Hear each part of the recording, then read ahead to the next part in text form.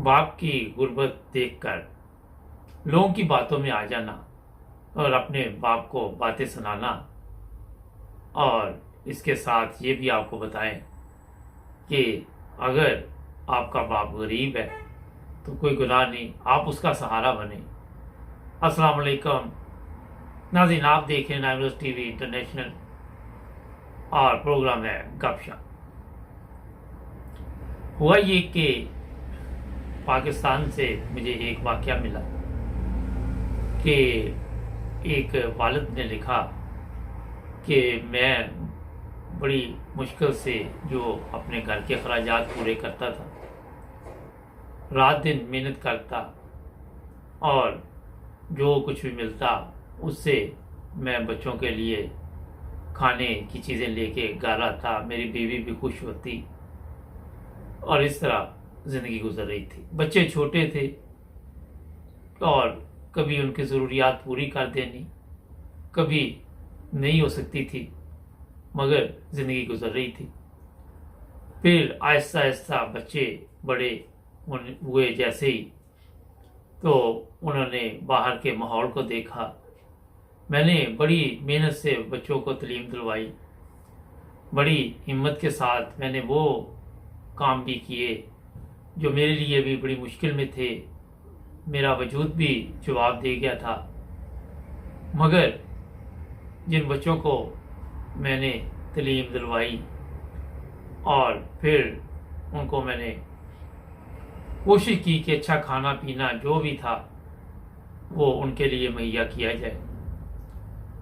यहाँ तक कि मैंने कभी ईद पे अपने कपड़े न बनाए, और कभी कोई खुशी का मौका हो तो मुझे ये खुशी होती कि मेरे बच्चों को कोई अच्छे कपड़े मिल जाएं, अच्छा रहन सहन कोशिश करने के बावजूद जहाँ तक हो सका मैंने किया। और जैसे जैसे बच्चे जो हैं वो लोगों में मिलते रहे तो मुझे अंदाज़ा हुआ कि मेरे बच्चे मुझे ये बार बार बताते हैं कि आप एक गरीब बाप हैं, आपने हमारे लिए कुछ नहीं किया, आपने कोई ऐसा काम नहीं किया कि हम भी एक अच्छी ज़िंदगी गुजारते। नाज़रीन, गरीब होना कोई जुर्म नहीं है। अगर रिज़्क़ हलाल आप कमा रहे हैं तो मेरा ख्याल है कि इससे बड़ी नेमत कोई नहीं। बेशुमार लोग इस दुनिया में गरीब हैं। और फिर ये बाप लिखता है कि यहाँ तक हालात कई दफ़ा हुए कि आके लोगों के बच्चों की बातें मेरे सामने बतानी और उसके बाप का बताना कि वो कैसी ज़िंदगी गुजारते हैं, उनके पास हर चीज़ है दुनिया की। और ये सिलसिला चलता रहा। मेरे बच्चों ने कभी ये नहीं सोचा कि वो भी कहीं पे कोई काम करें और मेरा साथ दें। जब भी मैं उनको कहता तो वो इस बात पर कोई गौर फिक्र ना करते। 2 बेटे थे और दोनों ने यही काम किया। जब बड़े बेटे ने इस तरह की बातें शुरू की तो फिर छोटे ने भी यही काम शुरू कर दिया। और मेरी बीवी को भी बातें, अपनी माँ को भी बातें इस तरह की वो सुनाते कि एक तरफ घर में गुर्बत थी, अखराजात पूरे नहीं होते थे, दूसरी तरफ जैसे ही मैं घर में दाखिल होता तो दोनों बेटे जो हैं, जो भी घर में मिलता वो मेरी ऐसे क्लास लेता जैसे मैं उनका मुजरम हूँ, जैसे मैंने कोई जुल्म किया है, जैसे मैं उनका जवाब दे हूँ। और मेरी हड्डियाँ कमज़ोर थी, मैं अब मजदूरी भी नहीं कर पा रहा था। और मुझे अपने बच्चों को जो तालीम दिलवाई थी उस पर फ़ख्र था, मगर जब वो बातें करते थे तो मैं सोचता था कि मैंने तो कभी अपने बाप को कोई ऐसी बात नहीं की कि जिससे उसके दिल को तकलीफ़ हो। और मैं तालीम याफ्ता नहीं था। आज तालीम ने क्या मेरे बच्चों को ये सबक दिया कि वो आके तरह तरह की बातें मुझे सुनाएं, हर वक्त गुर्बत का ताना देते रहे। कई दफ़ा मेरा दिल चाहा मैं खुदकशी कर लूँ, मगर फिर सोचा कि खुदकशी हराम है। हम इतने खुशहाल नहीं थे कि कोई जो खुशहाल रिश्तेदार है वो हमारे साथ बैठते उठते, और ये चीज़ें भी बच्चों के लिए एक मसला बन गई थी। और फिर ये बाप लिखता है कहानी तो बहुत लंबी है नाज़रीन, मगर मेरी कोशिश होती है मैं मुख्तसर आपको सुनाऊं कि एक दिन एक बेटा जो है वो घर छोड़ के चला गया। उसकी माँ ने बड़ी कोशिश की उसको रोकने की और बारहा दफ़ा उसको कहा कि हमने बड़ी मुश्किल से आपको पाला है और हम आपकी शादी करेंगे, आप काम करें, आप मेहनत करें, हमारे घर के हालात तब्दील हो जाएंगे। मगर वो कोई बात मानने के लिए तैयार नहीं था। माँ ने ये लिखता है बंदा कि अपना दुपट्टा उसके पाँव पे फेंक दिया कि बेटा घर छोड़ के ना जाओ, मैं तो आपके बगैर नहीं रह सकूंगी। बाप ने अपनी पगड़ी उसके पाँव में रख दी, मगर बेटे ने कहा नहीं, मैं आपके साथ नहीं रह सकता, मेरा लिविंग स्टैंडर्ड खराब होता है, और वो घर छोड़ के चला गया। यहां पे मैं एक बात बताऊं कि अगर उसका ये ज़हन था तो मेहनत करता अपने बाप के साथ और जो तालीम हासिल की थी उससे वो घर के हालात तब्दील कर सकता था, मगर उसने घर छोड़ने पर तरजीह दी। अभी चंद माह गुजरे थे कि छोटे बेटे ने भी ये फैसला किया, और वो भी जैसे बड़ा बेटा गया था घर से, उसी तरह वो भी घर छोड़ के चला गया। इस वजह से कि लोग कहेंगे कि आपके वालिदैन गरीब हैं, आप एक गरीब खानदान से तल्लुक़ रखते हैं।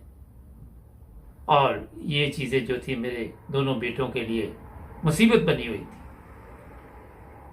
ये बाप लिखता है कि उसके बाद बेटों ने कभी राब्ता नहीं किया, कभी उन्होंने मेरा हाल नहीं पूछा, कभी अपनी माँ का हाल नहीं पूछा। और मैं आज इस उम्र के इस हिस्से में पहुंच गया हूँ कि कभी घर में खाने को कुछ होता है, कभी कुछ नहीं होता, कभी कोई हमसाया हमें दे जाता है, कभी कोई ना कोई बंदोबस्त वाला हो जाता है कि हम कभी खा लेते हैं और कभी नहीं खाते। बीमार हैं, डॉक्टर के पास नहीं जा सकते, दवाई के लिए मसला बना हुआ है, और भी अकेले रह रह के ना कोई हमारे घर आता है। जब बेटे ही घर छोड़ के तो किसी ने क्या हमारे घर में आना है। और ये तकलीफ दे वाकया नाज़रीन, मुझे जब मैंने इस पे गौर किया तो मैंने सोचा ये ज़रूर मैं बयान करूँगा कि आज औलाद जो है, आपने देखा मुख्तलिफ प्रोग्राम हम इस पे करते भी रहते हैं कि कभी कोई बेटा या बाप पर तशद्दुद कर रहा है, माँ पर तशद्दुद कर रहा है, और कई ऐसे वाक़यात हुए हैं कि उनको कत्ल कर दिया गया है। जायदाद है तो उसकी वजह से परेशान किया जाता है, अगर वो उनके नाम जायदाद ना लगाए या वो बेचे ना, उनको पैसे ना दें, फिर भी वालिदैन के साथ जुल्म किया जाता है।